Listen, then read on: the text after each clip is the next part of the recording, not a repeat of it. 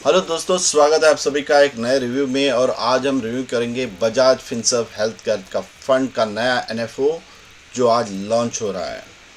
तो वीडियो शुरू करने से पहले आप सभी लोगों से रिक्वेस्ट करूंगा कि अगर अभी तक आपने चैनल को सब्सक्राइब नहीं किया है, प्लीज़ चैनल को सब्सक्राइब कर लें, बेल आइकन दबाना ना भूलें और नीचे दिए हुए लिंक में से टेलीग्राम ग्रुप ज़रूर ज्वाइन कीजिएगा, क्योंकि वहाँ पे मिलती रहेंगी आपको सारी अपडेट्स और सबसे पहले। दूसरी और सबसे इंपॉर्टेंट चीज़ है वो है disclaimer. Mutual fund investments are subject to market risk. Read all scheme related documents carefully before investing. तो हम बात करते हैं अभी हेल्थ केयर की। तो जैसे आप स्क्रीन पे देख सकते हैं, इंडिया का जो हेल्थ सेक्टर है वो बहुत ही तेज़ी से बढ़ रहा है। और आप अगर ओवरऑल हेल्थ सेक्टर देखें तो एक compounded annual growth rate CAGR जो है 22.5% की तरफ बढ़ रहा है। इंडियन हेल्थ केयर की अगर बात करें तो करीब करीब 17.5% CAGR पिछले 10 साल से इसमें ग्रोथ हो रही है। 2016 में इसका वैल्यूएशन था $110 बिलियन और 2025 तक प्रोजेक्टेड है इसका $638 बिलियन। बात करेंगे इवॉल्विंग डेमोग्राफिक्स की इंडिया में, तो लाइफ एक्सपेक्टेंसी जो है, जो पहले आदमी 63 तक नॉर्मली लाइफ एक्सपेक्टेंसी जीता था, वो अभी करते करते 84 तक जा रही है।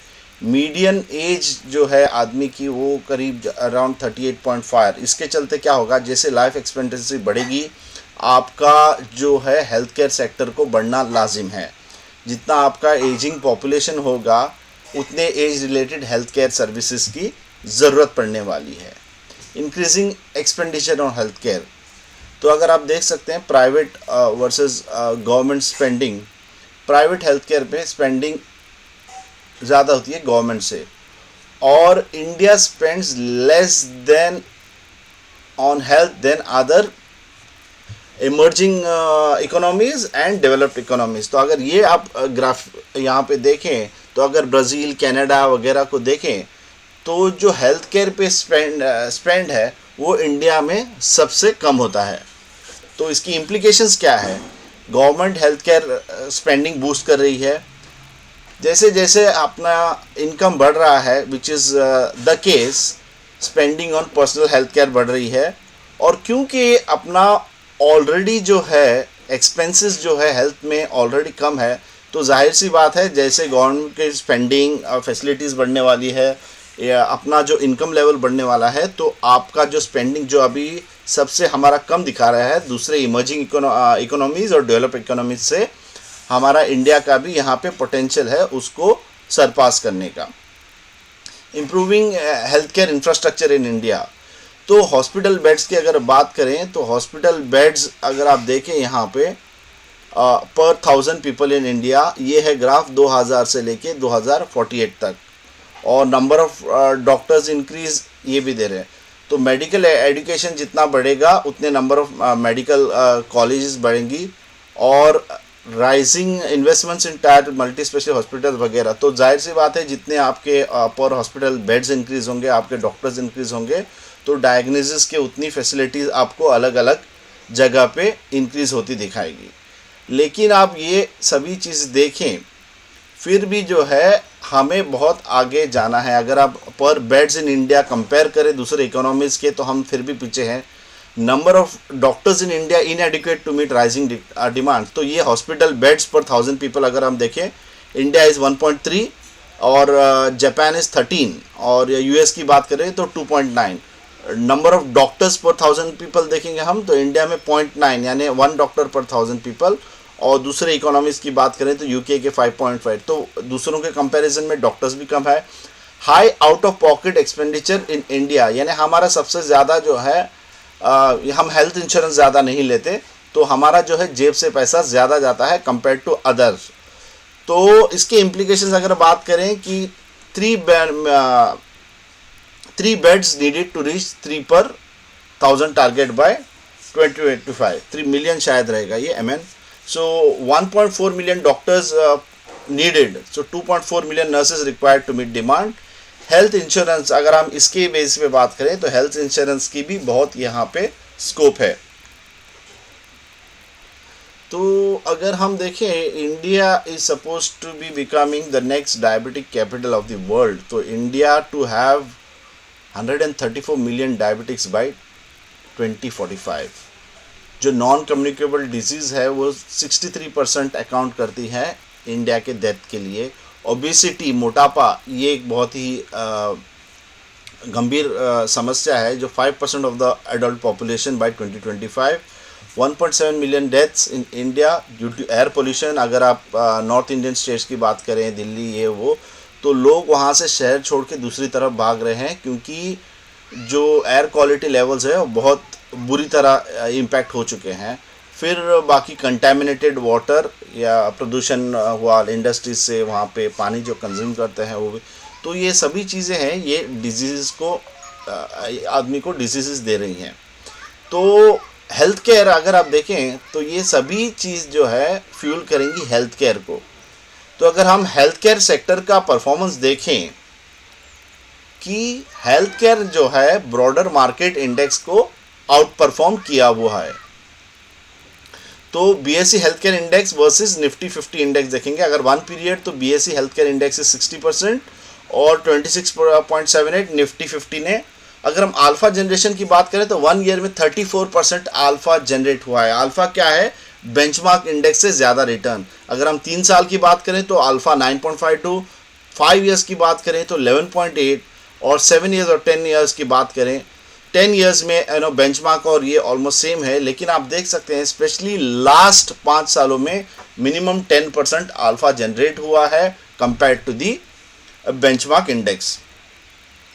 सेकेंड और मोस्ट इंपॉर्टेंट चीज़ है वोलेटिलिटी और डाउनसाइड रिस्क की अगर बात करें तो ये ब्लू कलर में बीएसई हेल्थ केयर इंडेक्स है और जो ये ब्राउन कलर में है जो निफ्टी 50 इंडेक्स है।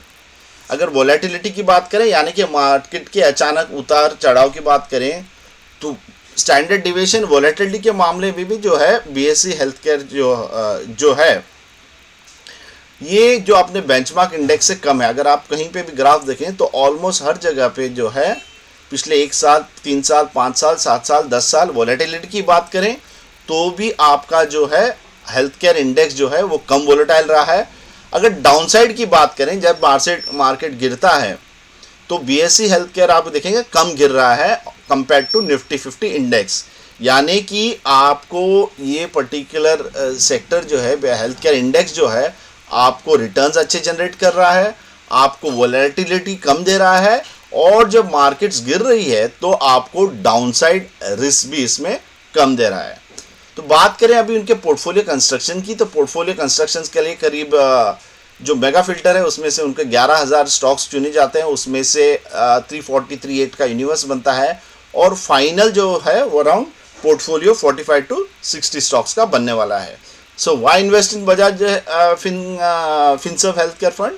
लो correlation of the sector with broader market. जैसे हमने अभी परफॉर्मेंस देखा तो ब्रॉडर मार्केट के से अच्छा हेल्थ केयर जो है परफॉर्म कर रहा है। पोटेंशियल टू क्रिएट वेल्थ, जाहिर सी बात है कि आपके रिटर्न ज़्यादा होंगे तो आपका पोटेंशियल रहेगा हेल्थ केयर क्रिएशन का। इन्वेस्टमेंट इन mega trends bye identifying potential growth storage, जो अभी हमने यहाँ पे बात की, ये सिलेक्शन रहेगा। और targeting future profit full companies, तो बेसिकली ये टारगेट करेगा जो कंपनीज जो expected to give you very good returns. So who should invest in this fund?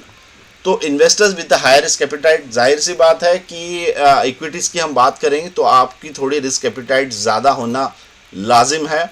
Investors with an investment horizon of 5+ years, तो ऑब्वियसली अगर आप 5 साल, 6 साल, 7 साल से ज़्यादा खड़े रहते हैं फिर आपको जो है उतना फिक्र करने की ज़रूरत नहीं है। इन्वेस्टर्स लुकिंग टू डाइवर्सिफाई दिया इक्विटी पोर्टफोलियो, समझो आपने कुछ थीमेटिक फंड्स लिए हैं जैसे कि कंस्ट्रक्शन सेक्टर या फिर आईटी सेक्टर वगैरह, तो ये आपको डाइवर्सिफाई करने में हेल्पफुल होएगा। और investors looking for a technical allocation in their overall portfolio, तो आप एक कुछ जैसे कि यहाँ पे अल्फा जनरेटर होता है, आप कुछ अलग एडिशनल चाहते हैं आपके पोर्टफोलियो में तो भी आप ये पर्टिकुलर फंड चूज़ कर सकते हैं। रिस्कोमीटर की बात करें तो रिस्कोमीटर इक्विटी होने के कारण जो स्कीम और बेंचमार्क दोनों आपको हाई रिस्क बताएगा। स्कीम फीचर्स की बात करें तो ये स्कीम जो है ग्रोथ और IDCW दोनों में मिलेंगे, प्लान रेगुलर डायरेक्ट दोनों रहेंगे। मिनिमम एप्लीकेशन अमाउंट है 500 रुपया, मिनिमम एडिशनल एप्लीकेशन 100 रुपीज़, और एग्जिट लोड जो है मोर देन 3 मंथ्स ज़ीरो रहेगा, विद इन 3 मंथ्स आपको 1%। और इसके फंड मैनेजर है mister Nimesh Chandan and mister Saurabh Gupta, और डेट पोर्शन के मिस्टर सिद्धार्थ चौधरी जो है। बेंचमार्क इंडेक्स है इसका BSE हेल्थ केयर TRI, और तीनों ऑप्शंस SIP, SWP, STP इसमें मौजूद है। NFO ओपन डेट है December 6, NFO क्लोजर डेट है December 20।